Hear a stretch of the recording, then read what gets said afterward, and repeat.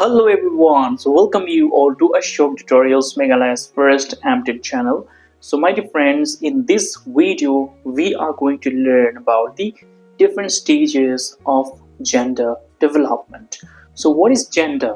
As we have discussed before, it is a social rule or a social norm, right? So gender development is a complex process.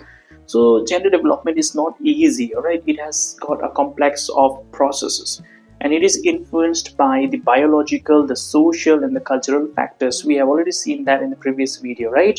So it typically unfolds in several stages. So it has got several stages, different levels, each of which widely plays a role in shaping an individual's understanding of the gender identity.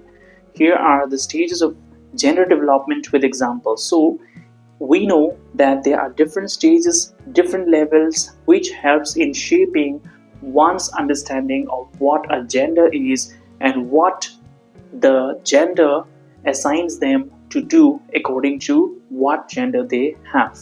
Now, the stage one, or the first one, let's see, prenatal stage. So biological factors. So this stage begins with the biological determination of an individual's sex. So we know that sex and gender are two different things, right? So sex is biological one and gender is societal one or the social one. Now when we talk about sex, it means male or female depending on which reproductive organ you have, right? Now, so biological factor, this stage begins with the biological determination of sex. So once you determine that somebody is a male or a female, that is where the biological factor begins. Most people are born with either male or female reproductive organs. For example, a person with male reproductive organs, testes, is typically assigned male at birth. Alright, so what does it say? It says that whether one individual is born with whatever sex organ he or she possesses. That is, suppose if an individual have developed testes, then that is going to be a boy or a male, and if the individual has developed the ovaries, then that individual is going to be a girl, right? Now, infancy. So what is infancy? Let's see. Gender labeling. Infants start to be categorized as boys or girls based on their physical appearances. This labeling can be seen in the way caregivers dress, name, and refer to the infant. For example, a baby girl is often dressed in pink, while a baby boy is dressed in blue. Before speaking on this, I want to clear the previous point a little more.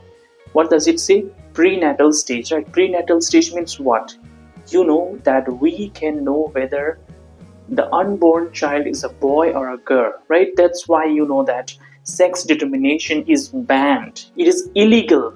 Why it is illegal? Because we know that in our history that the parents used to prefer boy child over girl child. So that's why the sex ratio has declined. And now we don't have enough girls in India especially, right?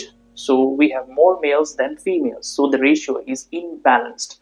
That's why now sex determination, suppose somebody is going to be a parent, a couple is going to be a parent, and they cannot go to hospital and ask the doctor that whether the child inside the womb is going to be a girl or a boy.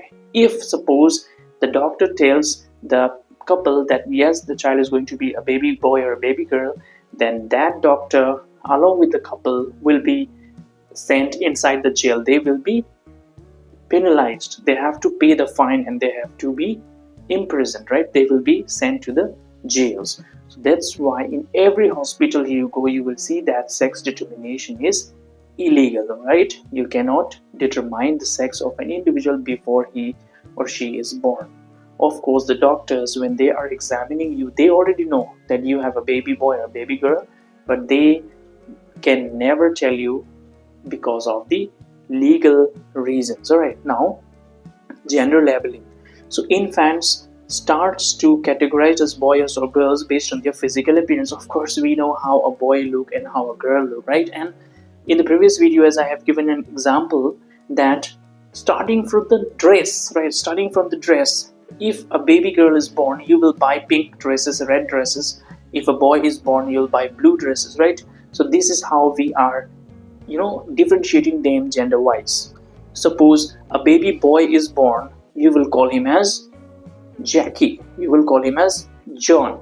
You will call him as Ujjal, right? But when a baby girl is born, you will call them as Runa. You might call them as Shweta. You might call them as Purnima, or you might call them as Shraddha, right? So these are the names we give to boys and girls. We often know that the girls are, given pink dresses, they are given the dolls, they are given the Barbie dolls to play with, and the boys are given the blue dresses and they are given cars and pistols and guns to play with, right? Now, toddlerhood. What is toddlerhood? Toddlerhood means when the individual are toddling. So, what is the gender identity? Toddler begin to develop a basic sense of their own gender identity. They may recognize and assert their gender. For example, a toddler might say, I'm a girl or I'm a boy. So, toddler is also a stage of gender development where the toddlers they can differentiate among themselves that yes, I am a boy and you are a girl, or you are a girl and I'm a boy, right? Now, preschool stage. What is preschool age? Let us see. Gender stability. So, children grasp that their gender is relatively stable over time. They understand that they will remain a boy or a girl as they grow older. For instance, a pre-scholar or a preschooler knows that if they are a boy, they will grow up to be a man, right? So, preschool, what? When a child is in preschool age, he or she knows that boy is going to be developed as a man and a girl child is going to be developed as a woman, right? Now, early childhood. Gender consistency. Children understand that their gender is consistent across different situations and it isn't easily changed. They might recognize that even if they play with toys traditionally associated with the opposite gender, it doesn't alter their gender identity. So here, the individuals they come to know that whatever the gender they have or they are in, it is not going to change. Suppose a boy plays with a Barbie doll or a boys play with a teddy bear, it is not going to change the fact that he belongs to the male gender. And even if a girl plays with a car or a gun or a pistol, it is not going to change the fact that she belongs to the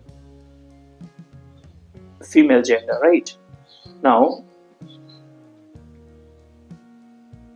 middle childhood. Gender role development. Children start to adopt and internalize culturally defined gender roles and expectations. They learn what is considered appropriate behaviors, interests, and activities for their gender. For example, a girl might be encouraged to play with dolls while a boy might be encouraged to play sports. So, in the middle childhood, what happens is that according to the society, the boys might be playing football, cricket, sports, and the girl should be playing the playhouse or play utensils or with the teddy bear or the Barbie doll, right? This is what the situation or this is what the society impose on us. Now, adolescence and adulthood, gender identity formation. Individuals continue to explore and solidify their gender identity. Some may experience gender dysphoria and pursue gender transition to align their gender identity with their assigned sex at birth. It's important to note that not everyone follows the same path in gender development. Some individuals may experience a non-binary or gender-diverse identity, and their experience can be quite different from the traditional binary model of gender development. Additionally, cultural and social factors play a significant role in shaping an individual's understanding of their gender. See, now what does it say? It does not mean that a boy will always behave like a boy or a man, and a girl will always behave like a girl. So, biologically, if she is a female, it does not mean that she will do what a female should be doing according to the society or what her gender roles assigns to her. Or if an individual is a boy, it does not mean that he will behave like a boy or like a man as expected by the society according to his gender. It can be opposite also, right? Some boys they like to keep long hairs. Some boys they like to watch BTS. Some boys they like to bake cakes. They like to you know uh, they like to watch serials, and there are girls who like to ride bullets, who like to party, who likes to ride bullets, then who like to play football, who like to play hockey, who like to play cricket, who like to dance, who like to sing, right? So there are different passions, and these passions do not align with your gender. Suppose if we talk about who is Arijit Singh, he's a singer. If we talk about Ed Sheeran, who is Ed Sheeran? He's a singer. Now, if we talk about Taylor Swift, who is Taylor Swift? Taylor Swift is a singer. If we talk about Rihanna, who is Rihanna? Rihanna is also a singer. Now, can we say that singing is only for male or singing is only for female? We cannot say that. Even if the society, they want to impose that you are a girl, you should not be a singer, or you are a boy, you cannot be a singer, this thing cannot happen. Whatever they do, they can never change this fact that singing is not associated with gender. Anybody can sing, anybody can dance. There is no male, female, there is no categorization, there is no gender differentiation among these two, right? So that's why it is written here that a male will always behave like a male or a girl will always behave like a girl. It is not necessary. Whatever you like, whatever you love, you just do it as you wish. It's your life, it's your wish, all right? It should be like that way. It shouldn't be imposed by somebody from the culture, from the traditions. It should be according to what you like, you enjoy. It is your life and you should make it count, right? This is what I believe, and this is what I think you also believe. Well, so these are some of the extra notes you can take, all right? So you please write it down or take screenshot as I am displaying, because these are the same thing only, right? The only thing here you have to understand is that the difference between the sex and the gender.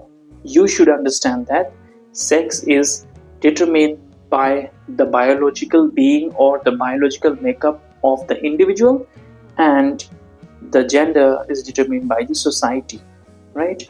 So there are other topics coming on like stereotypes and all, you will see later on, right? Theories supporting gender development. So there are certain theories which are important according to the gender development topic, but I don't think that this topic are that much important for our MTET exam. Of course it might be for your CTET, but in MTET I have not seen any relevant topics being asked. But even if they do, I'll definitely explain it later on. If you feel the need, you let me know, right? So I think this is all in this video. Thank you everyone for staying connected with the short tutorials Meghalay's first MTET channel. Thank you.